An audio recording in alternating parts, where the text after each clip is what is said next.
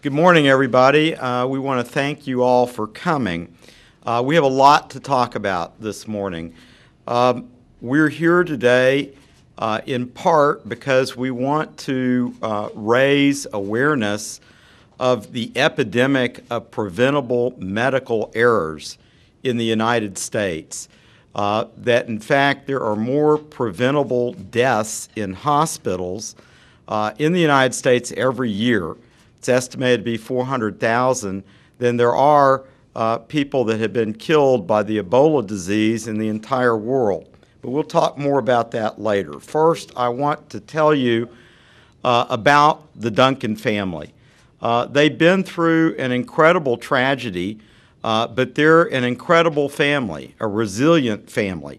And we have with us here today Josephus Weeks, who's the nephew of the deceased Thomas Eric Duncan.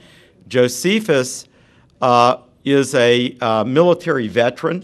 He was a veteran in Iraq. Yesterday was Veterans Day, and he was in his uniform when he came into my office.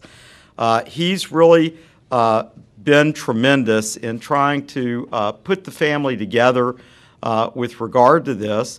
And his mother, May Worre, who is here today, was the deceased Thomas Eric Duncan's sister.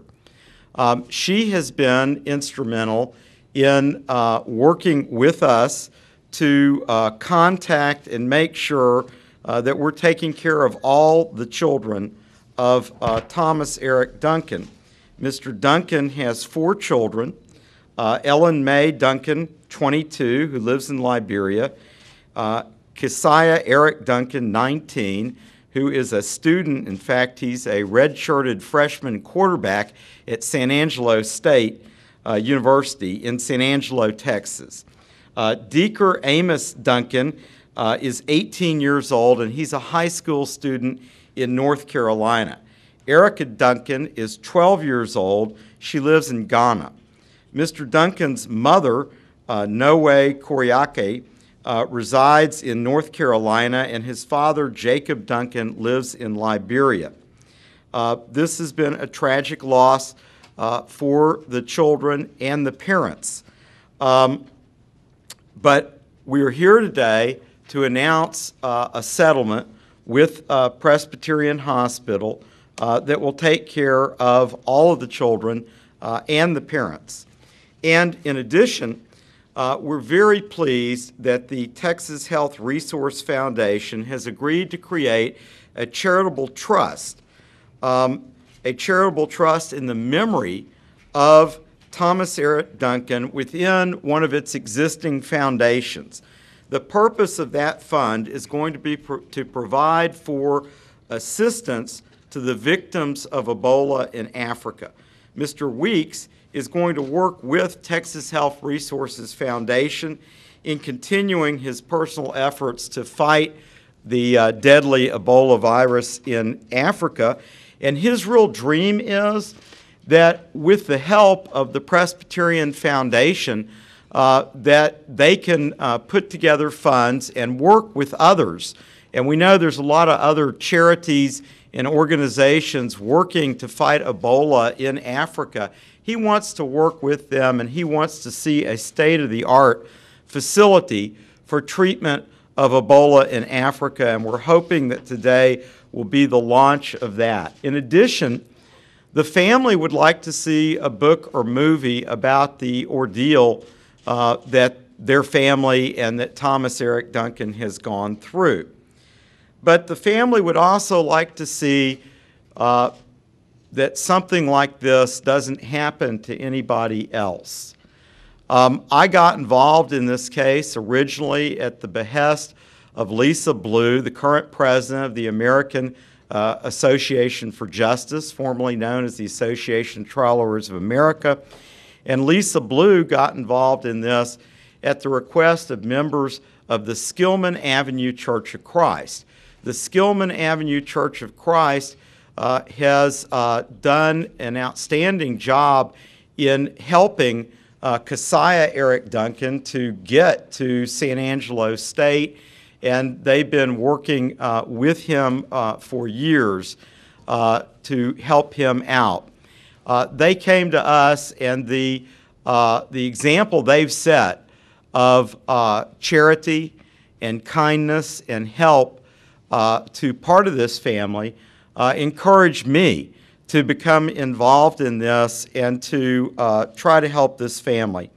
And then we were able to work with Presbyterian, and I must commend Presbyterian and Texas Health Resources for, number one, wanting to get this matter resolved quickly and get this matter resolved despite the very onerous Texas medical malpractice laws. And I believe that we've done the best that we could with what we had to work with.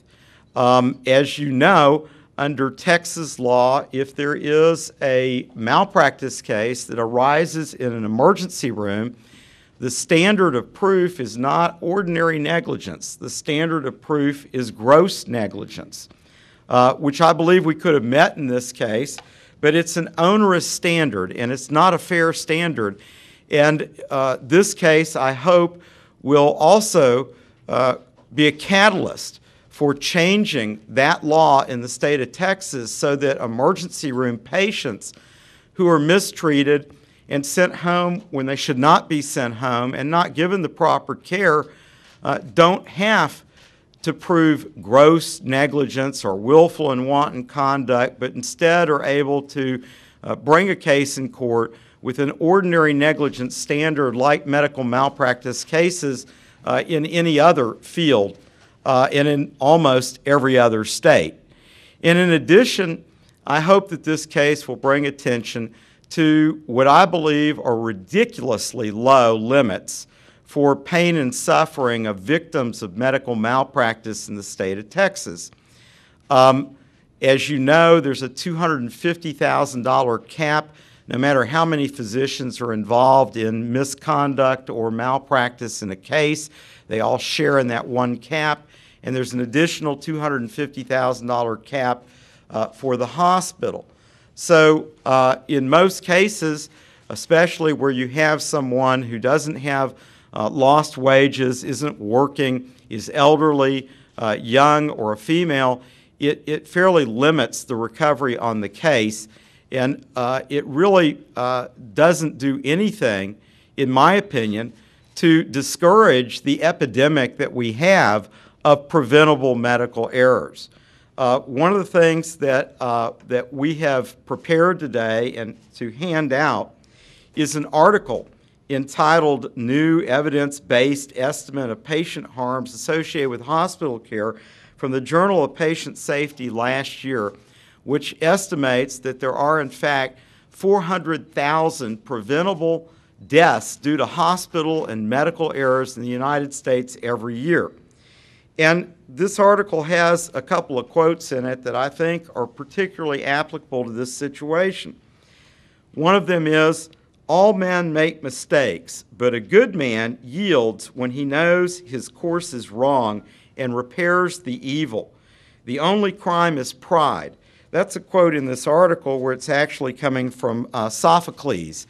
And that applies here, and it applies here to Presbyterian and Texas Health Resources because they are, in my opinion, really making an attempt to repair what happened and what went wrong. And another point that I want to make is at the conclusion of this article, it says that there was much debate after the reports came out, the initial report about how many hospital deaths there were some years ago. And in a sense, it doesn't matter whether the deaths of 100,000, 200,000, or 400,000 Americans are associated with preventable errors in hospitals. Any of the estimates demands assertive action on the part of providers, legislators, and people who will one day become patients. And I hope that everybody realizes, because Ebola's taken over the news, and the Ebola epidemic's taken over the news, but the Ebola epidemic has accounted for maybe about 10,000 deaths in the world versus the estimated 400,000 deaths of preventable hospital errors. And I hope that, at least in the United States, part of the focus will be on the epidemic of these preventable medical errors. And this is a case that illustrates that. It goes beyond just the Ebola virus. It affects a lot more people, and it calls for some attention to be done. Now, I want to say just a couple of other things about Presbyterian Hospital and Texas Health. And those of you that have researched me know that I have probably sued every hospital in North Texas, among others, in the country. And I have been a patient at Presbyterian Hospital, and I would not hesitate to go back there because I believe that, in fact, preventable medical errors occur everywhere, and that we need to focus on that in all of these hospitals, not just Presbyterian. But the other thing I can tell you from my experience with Presbyterian and the many lawsuits that I've been involved in is that not very many hospitals or medical malpractice insurance companies would have even entertained early resolution of this case without going through years of litigation in the process. And doing that with this family deserves, I believe, some credit for Presbyterian Hospital and Texas Health Resources. I also know that preventable medical errors, medical malpractice, deaths in hospitals, they're not based on race, they're not based on insurance status. They can happen and do happen with every race and people, whether they have insurance or they don't have insurance. I've seen a lot of them. And I believe that the errors in this case happened regardless of race, regardless of insurance coverage, but they happen because of policies and procedures that were not appropriately followed or were not appropriately in place. And one of the things we've learned from the research and these articles is that if we're going to prevent medical errors from killing people, that it requires transparency on the part of the hospitals, and it requires a willingness for them to say what it is they did wrong, to seek out the root cause of it, and to make changes in their policies and procedures. And in that regard, too, Texas Health Presbyterian and Texas Health Resources and Dallas Presbyterian have to be congratulated and commended on stepping up to the plate, because here what they did is they've apologized, they've said what went wrong, they have changed policies and procedures by the announcements that they've made and changes in their electronic medical record and in the information that they take in and the way they handle this. So they're making the effort to try to prevent this from happening. We need all hospitals to make those kinds of efforts, and we need those kinds of efforts to get attention from you in the media, to get the word out that there is an epidemic of these kinds of deaths that happen in the United States. And finally, before I introduce the family, and Mr. Weeks wants to say a few words, and then we will take questions, I just want to say something about trial lawyers everywhere. This is what we do. This is what we do because we believe in justice, and we believe that we should help people. And that was what struck me about this, that this was an extraordinary case and that it required extraordinary help. And so we've stepped up to the plate to do that. You know, years ago, trial lawyers represented for free the victims of 9/11 in New York, and there was a group that we formed called Trial Lawyers Care. And trial lawyers do care, and that's another message that I hope to get out by what we've done here and getting this resolution that we've had. In my opinion, the resolution that we've reached, considering the onerous laws that we have to deal with, was the best resolution that we could get, and it was as good or better than what we would have gotten if we were trying this case to a jury to conclusion in this matter. So we have wrapped this up.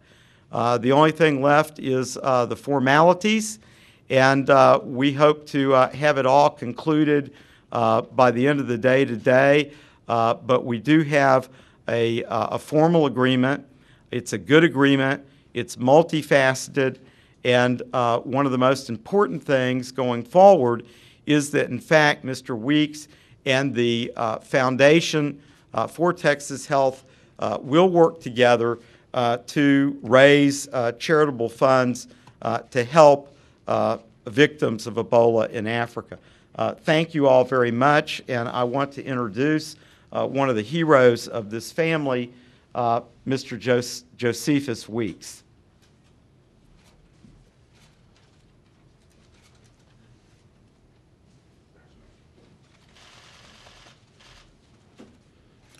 Thanks, everyone. I appreciate you being here today.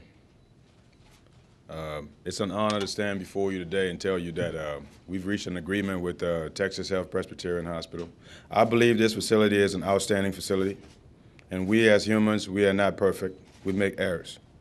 But it's how you recover from your errors that make you who you are. As a soldier, my duty was to go out and protect the innocent, and if I was in derelict of doing my duties, I was penalized for it. Texas Health Presbyterian, they took the initiative to go ahead and make this situation a better situation so that we can all move forward and help those that are behind us, that are left, alive. We made a mistake and we lost one, but we can save 1,000. That's my goal. I can never replace Thomas Eric Duncan, but what I can do is to make sure that everything that happens from here makes it better for everybody else, including some of you in this room. Your families might be affected by some of the situations that are going on. We all make mistakes.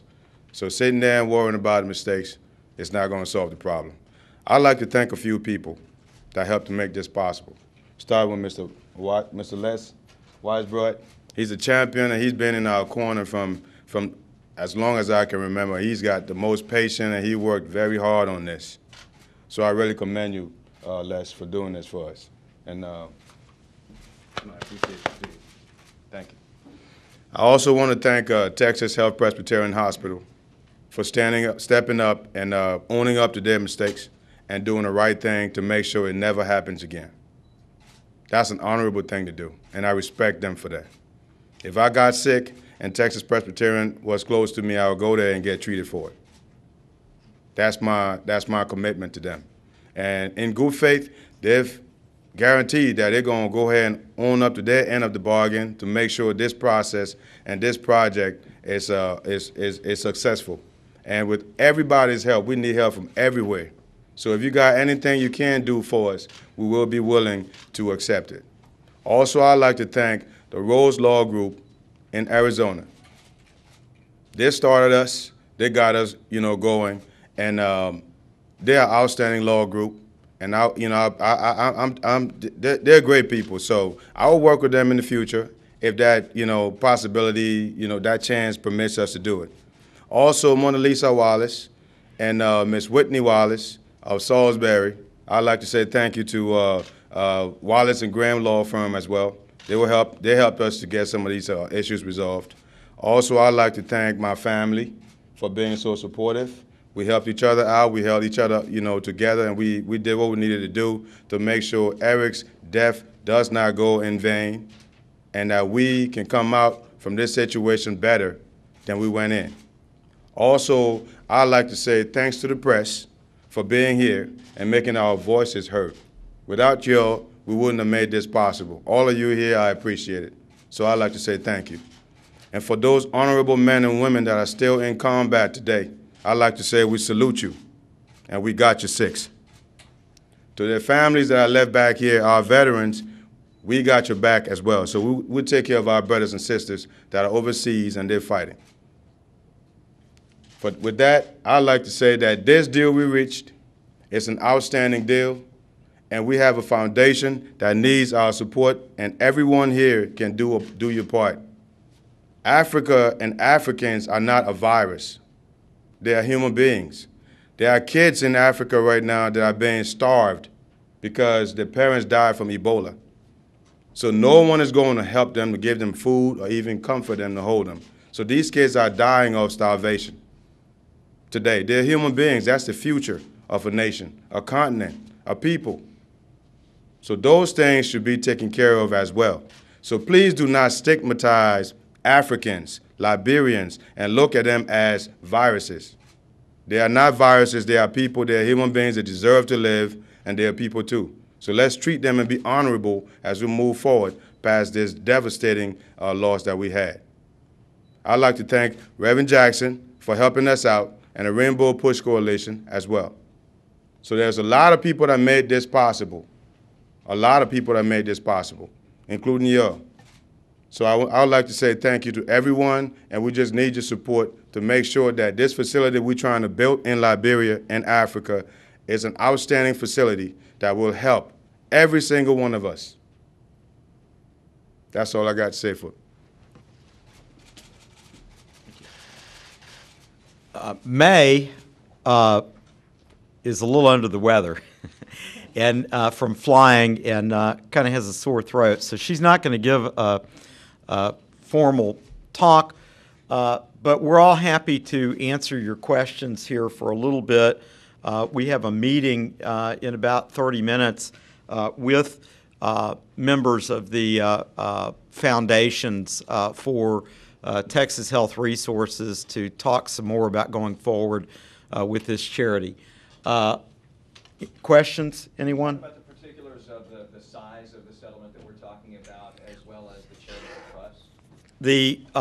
The size and the details of the settlement are confidential.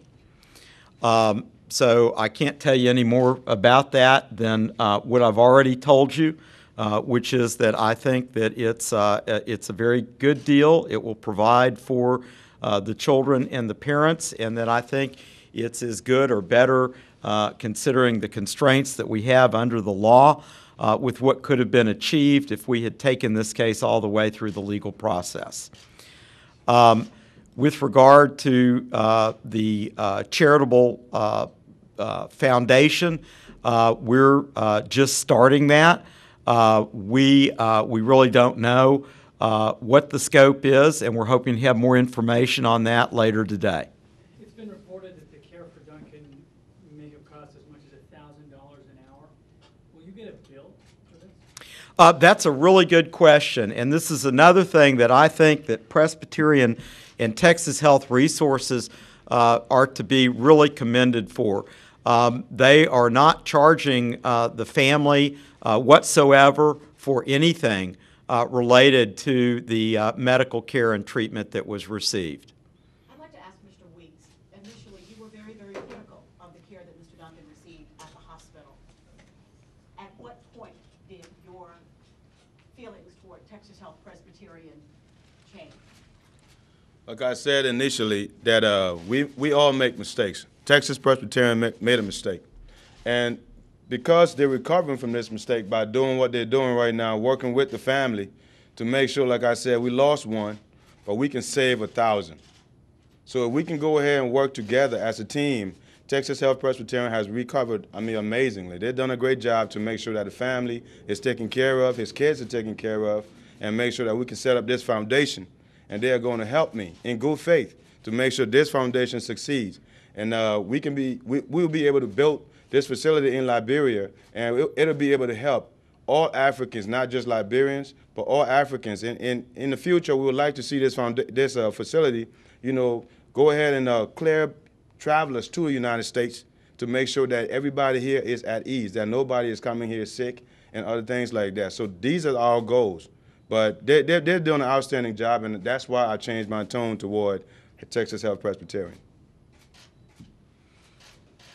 Les, does the total of what the hospital is not charging the family for treatment, does that count toward the limits on the settlement, or is that a separate issue? No, that's a separate issue. They, they have given up any charges on that. They could have made a claim for charges on that, but they have not, and we're very grateful for that.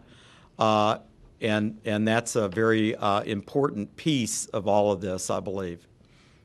Can you confirm the total of the medical care for?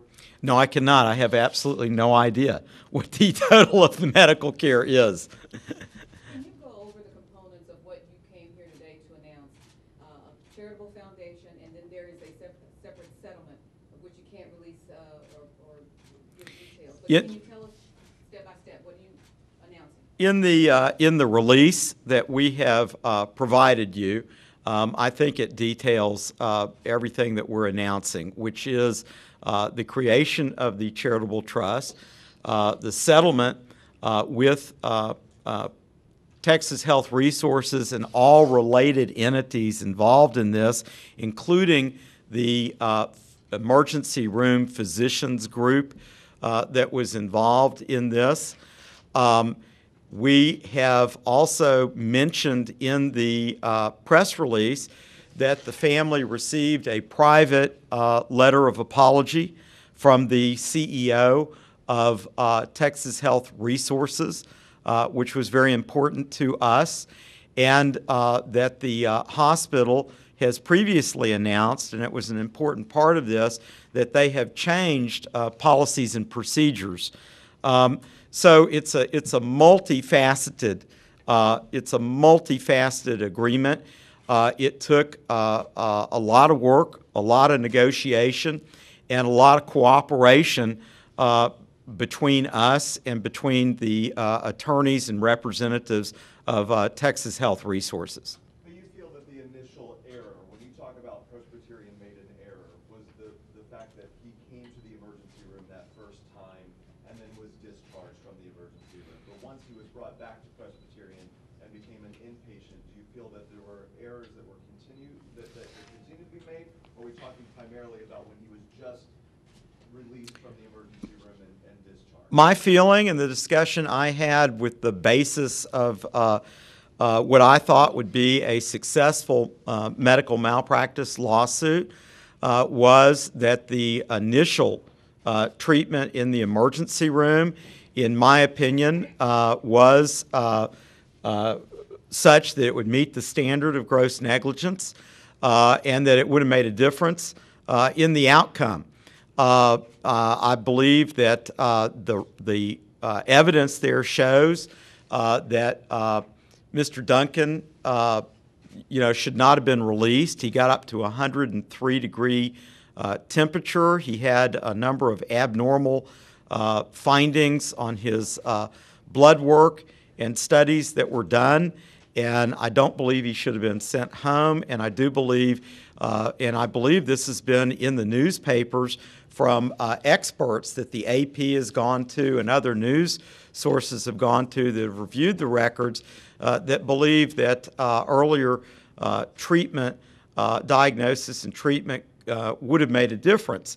And I think that's the main component from my perspective of what a medical malpractice lawsuit would have covered and would have concluded. My view and the view of the people that I rely on that have reviewed the records, experts, is that that would be the main issue. And the treatment that he received, I think when he came back and was back in the ICU, I think some of that treatment was excellent and that they did a good job in that regard. Could you list again all the relatives who are a party to this settlement? Yes, I can. Hopefully off the top of my head. There is the oldest child. Her name is Ellen Mae Duncan. She's 22 years old, lives in Liberia, and that's one of the difficulties about this is that we've arranged for settlements for relatives in Africa, which is a tricky thing to do, but we've done it. The second oldest is Thomas Eric Duncan, who is 19, who's a student at San Angelo State here in Texas. The third is Deaker Amos Duncan, who just turned 18. He's in North Carolina. And the final youngest child, who's 12 years old, is Erica, who is in Ghana, Africa. The parents, which is actually Josephus' grandmother and May's mother. She resides in North Carolina, mother. Her name, I have trouble pronouncing her name. Nawai? Yeah. Okay. And then the father, Jacob Duncan, who is in Liberia. What about Mr. Duncan's fiancée? Isn't she participating? Mr. Duncan's fiancée, unfortunately, is not included in this because the law doesn't give any rights in these kinds of cases to fiancés.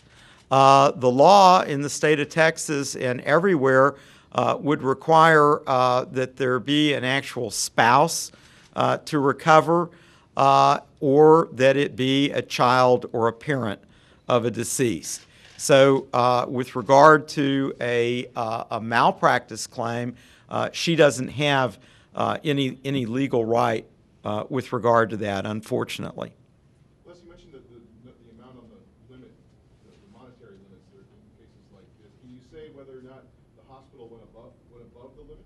I cannot say what the hospital did with regard to any monetary compensation. I can only tell you that I believe that, as I've said before, it was as good or better than what we would have done in court, and I think they were very generous in coming to a quick and amicable resolution.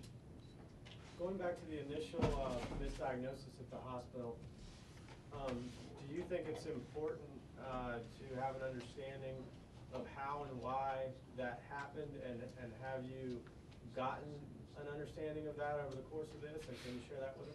I think we do have an understanding of how and why it happened, and I think that understanding came publicly from the hospital itself in the full-page apology letter that was published in the Dallas Morning News a few weeks ago.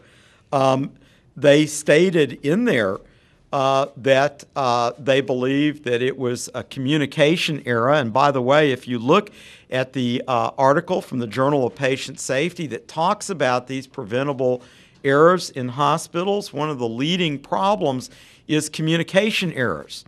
And so we know that there was some issue and communication error with regard to the information about Mr. Duncan coming from Africa between the nurse and the physician. And we know that there was some issue with where that was located within the electronic medical records, and that they have announced that they have changed the formatting so that it is more prominently displayed within the medical records if somebody has traveled from a country that would have an Ebola, or part of the world that would have an Ebola issue, or any other issue that might be going on at the time. So I think that's a good part of it is communication error. I think they've addressed that. I also think from my own perspective and my review of it that it was an error with regard to the physician of simply misdiagnosis. And I see this often with emergency room cases, that when you go to the emergency room, what the emergency room physician should be thinking of is what's the worst this could be? What's the worst possible thing that we have here that we need to treat that we could potentially save somebody. And what I see instead in most of these cases is that the emergency room physician is thinking, what's the most common thing that somebody could come to the emergency room for with an ailment and would be the easiest to treat and the fastest to get out? And so Mr. Duncan was diagnosed with sinusitis, okay? And that was a misdiagnosis. It was the most common thing. It wasn't the most dangerous thing. And so that, again, is something that needs to be focused on in terms of policies, procedures, standards, and things that need to be done to prevent preventable deaths in hospitals and preventable errors. Sir, to your knowledge, is this in the litigation? Is there any other threats or lawsuits pending, or is this it? This is it. To my knowledge, this is it. And I'm sorry, what was your... Is that physician part of the settlement? Yes, the physician, the emergency group, everyone related to everything that occurred is part of the settlement. This will conclude once and for all and any claims that any member of the family could legally make with regard to the treatment of Mr. Duncan. The hospital system has been pretty defensive all along, though, saying that there could have been a lot more clarity coming from Mr. Duncan on that initial visit to the hospital, where he could have, in fact, said that he had specifically been to Liberia and had possibly come into contact with someone who had Ebola. Did that come up during the negotiations into this settlement? Not really. They published that letter in the Dallas Morning News where they, listed out what they believe their errors were. And the records clearly show that he did, in fact, state that he came from Africa. I firmly believe, from the investigation I've done and the discussions that I've had with the family, that Mr. Duncan had no idea when he went to the emergency room and was sent home that he had been exposed to Ebola or was carrying Ebola. He had absolutely no idea. And if you think about this, and you're rational, and you use logic, if you knew that you had Ebola and you knew you were sick, and they were sending you out the door saying you had sinusitis, and you had any desire to live, you would say, wait a minute, don't send me out the door. I know I'm a lot sicker than sinusitis. He didn't know. He didn't know, and I'm convinced that there was no miscommunication on his part that had anything to do with what we believe was the inappropriate treatment. A lot has been made of race and lack of insurance coverage in this case, but you pointedly said that you don't think that either of those was a factor in the decisions that were made at the hospital. Absolutely. I do not believe that either one of those was a factor whatsoever. I can say that from my review of the records, and I can say that from my past experience. I mean, I have had cases involving Presbyterian Hospital, involving the emergency room. This goes back some years, but involving, wealthy white people with great insurance that were sent out of the emergency room and died inappropriately. So I've seen it. And, you're just not going to ever convince me that race or insurance status had anything to do with it when I know that the problem is these preventable errors, and that this is something that without work, without policies, procedures, education, enforcement, focus on this epidemic of preventable deaths from malpractice, I know this will happen to anybody of any race, of any insurance status. They can be a victim. Can you give us more details on the charitable trust? How large is it? What will the facility do exactly, and who will administer it? Well, I can't. All I can tell you, it will be administered by one of the existing foundations of Texas Health Resources. I understand they have more than one. I can tell you that in about 15 minutes, we're going to have a meeting, and we will know a lot more about which specific foundation, how they're going to set this up within that foundation, what the formal name is going to be. We hope to have that information out because we're going to seek contributions to that, and we're going to discuss what can and cannot be done. It's important to know, though, yesterday I heard the mayor of New York talking about the release of the doctor that was treated, and the mayor of New York talked about we need to work with Doctors Without Borders and other organizations and raise funds to fight this in Africa. And he was talking about pretty much the same thing Mr. Weeks is talking about and we're talking about. And so we need to work together. We don't want to reinvent the wheel with this foundation and charity. We would like for this foundation and charity to be a vehicle to work with everybody across the country and the world, like Doctors Without Borders, the Red Cross, whatever other ones we can tap into and maybe help a little extra with what we're trying to set up here.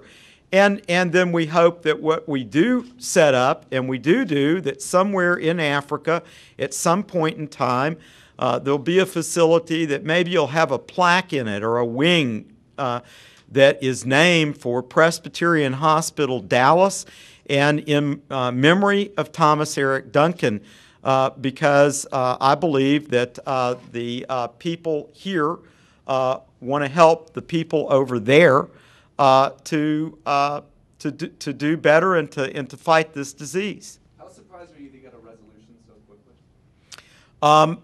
Well, I've been practicing for over 35 years, and it's probably the first time in those 35 years that I have ever gotten a case of this nature resolved this quickly, that had this many moving parts.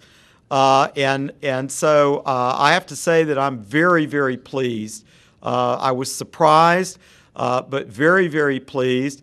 And I must say I have had a fairly good working relationship with the Texas Health Resources people, and I really do appreciate their being willing to work this quickly with us to get it resolved like this. But would that necessarily mean, though, that it acted so quickly? Obviously, we saw significant legal exposures that would have maybe led to more damage.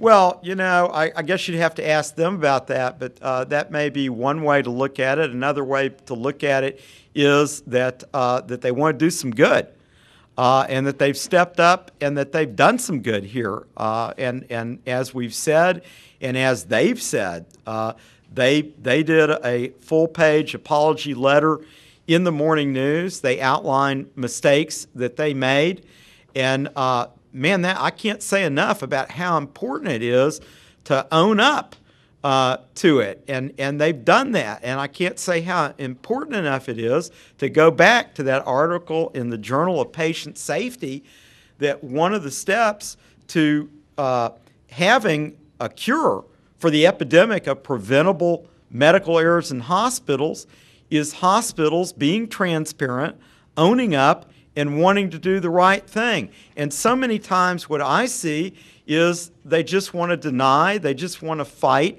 and they just want to do that to the very end. So I give them tremendous, tremendous credit for doing the right thing now in this case.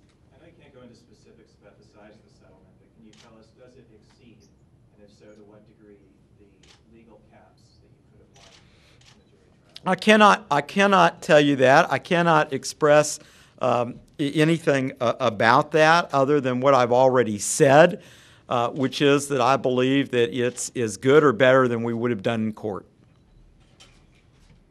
Is the hospital donating to the foundation? The hospital is donating to the foundation.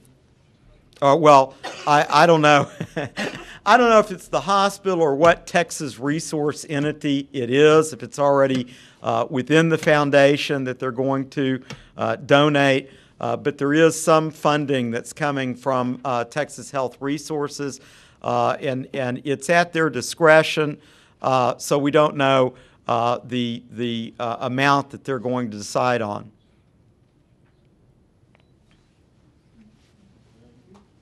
Thank you. Thank you all very much.